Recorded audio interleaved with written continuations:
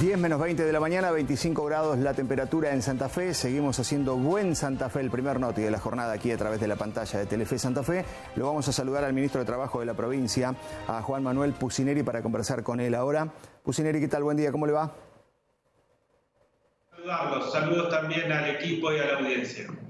Bueno, vamos a ver si lo podemos escuchar a Juan Manuel Pucineri. La verdad que no lo estaba escuchando, pero ya vamos a mejorar. A ver si nos está escuchando usted, Pucineri. Sí. Yo lo escucho. Perfecto. No, el inconveniente lo tenía yo. Está bien, ahí lo estamos escuchando. Bueno, estamos iniciando un nuevo año, estamos iniciando una nueva temporada y estamos en una época donde se comienza a mencionar una palabra que es paritarias. Y lógicamente que los diferentes sectores gremiales están atentos. ¿Ya hay alguna fecha acerca de lo que va a ser la convocatoria de paritarias 2022?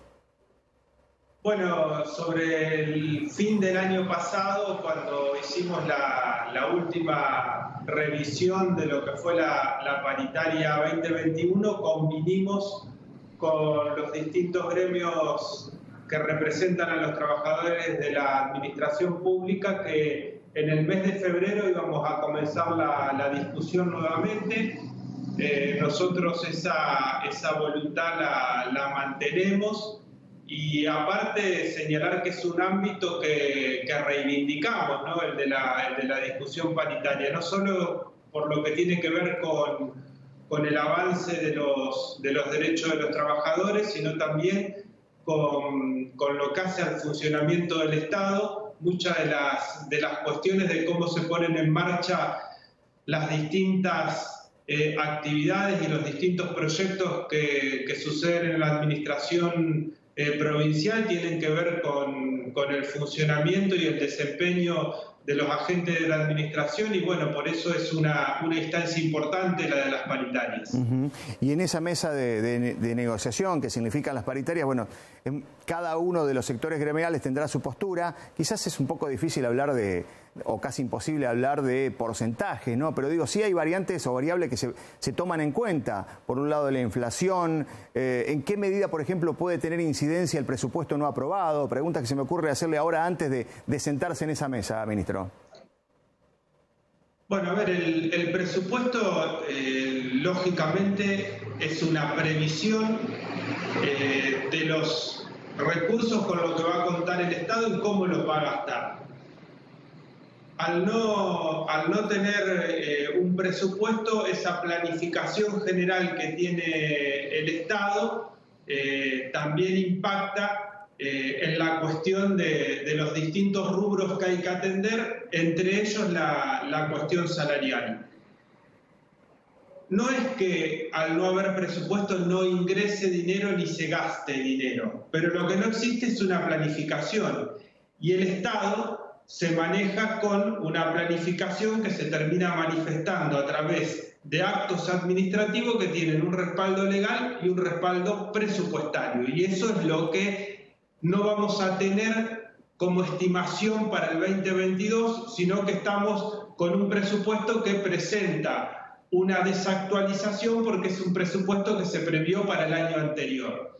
Allí va a haber un impacto. Fíjese usted, por ejemplo, que el ministro de Trabajo de la Nación, cuando le hacían esta misma pregunta respecto de las paritarias en general que se negocian en ese ámbito, señalaba, estamos esperando poder contar con un presupuesto que tenga una pauta inflacionaria, porque ese dato es necesario y es clave para la discusión paritaria.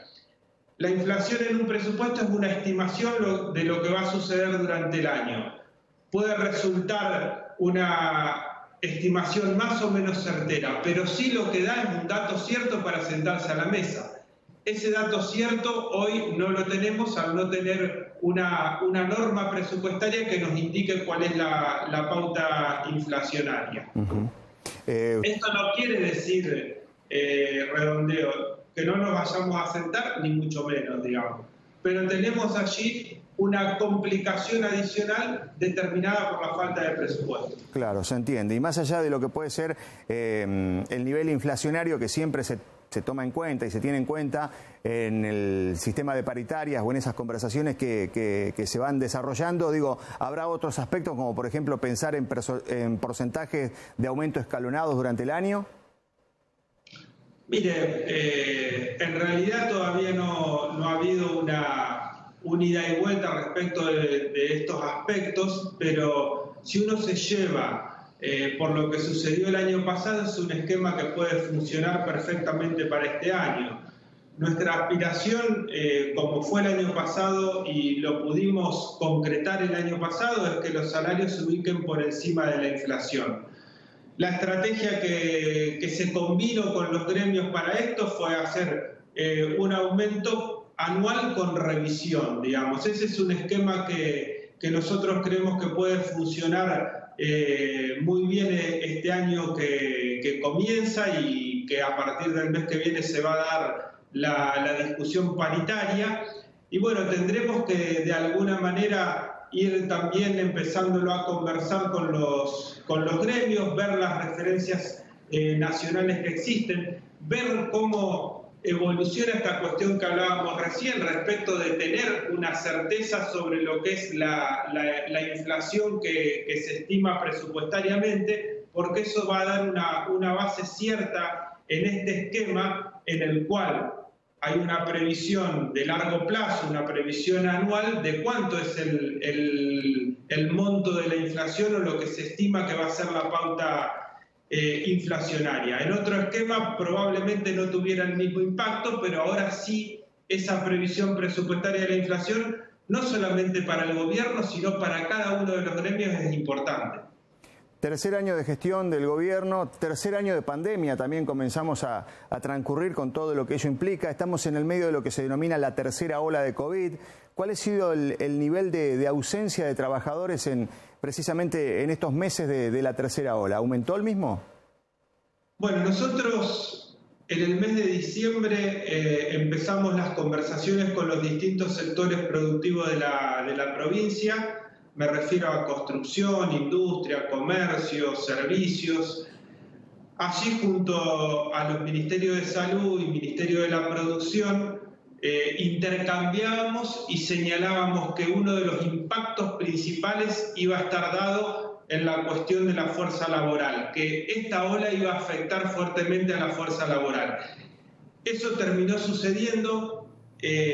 La estimación hacia la semana pasada, que es la última que teníamos, ubicaba los ausentismos por contactos estrechos o contagios en alrededor de un 20% en los distintos rubros en promedio, y particularmente nos preocupaba el sistema productivo por un lado, pero también lo que tenía que ver con servicios esenciales. Me refiero a salud, fuerzas de seguridad, servicio penitenciario, provisión de agua, provisión de energía eléctrica, donde por las características de estos servicios el ausentismo tiene un impacto muy importante.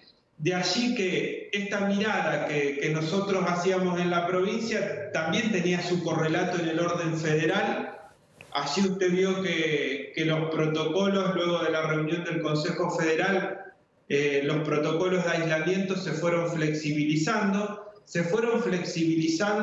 porque eso también lo permitió desde lo sanitario la vacunación, es decir, la pandemia ha tenido un antes y un después de la vacunación, y de allí la importancia de seguir vacunándonos y de completar los esquemas. Con esa seguridad, entonces decía, se redujo el plazo de aislamiento para los contagiados. Y en el caso de los contactos estrechos, con esquemas completos de vacunación, con personas que no tengan síntomas, se previó que no hagan el aislamiento y sí un autotest o un autoseguimiento diario durante los días en que se desarrollan las actividades normalmente, inclusive las laborales. Y paralelamente, también se dispuso, para no seguir sobrecargando el sistema de salud, que el alta médica estaba para aquellas personas que están contagiados o contactos estrechos que no presentaban el programa completo de vacunación. El alta médica no precisa de un certificado médico, sino con el mero cumplimiento de los días ya se entiende cumplida la finalidad del alta médica. Es decir, esta batería de medidas que tienen que ver con facilitar el trabajo de del servicio de salud, con también mirar el tema del ausentismo, vamos a ver en los próximos días cuál es el efecto que va teniendo en general sobre el conjunto de las actividades. Y hablando de vacunación, usted estuvo presente hace unos días nada más cuando se habilitó un nuevo centro de vacunación aquí en la ciudad de Santa Fe. ¿Hay posibilidades de que se sigan agregando centros de vacunación? Sí, hay posibilidades. Estamos en conversación con entidades gremiales.